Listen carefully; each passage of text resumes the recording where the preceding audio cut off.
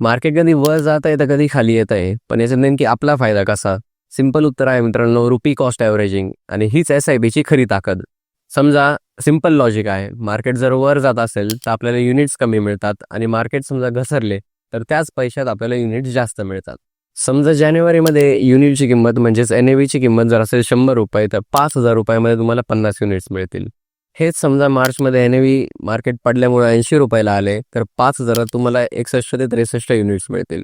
आणि पुढं जाता मार्केट जर मेमध्ये परत रिकव्हरीला आले आणि ₹110 जर युनिटची किंमत असेल तर इथे तुम्हाला 45 युनिट्स मिळतील.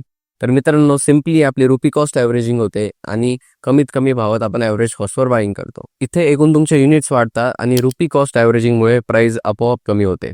मार्केट टायमिंगची चिंता नाही. व्होलटाईल मार्केट्समध्ये सगळ्यात इफेक्टिव्ह स्ट्रॅटेजी म्हणजे एस-आय-पीच. एस-आय-पी सुरू केली असेल तर रुपी कॉस्ट ॲव्हरेजिंगला काम करू द्या.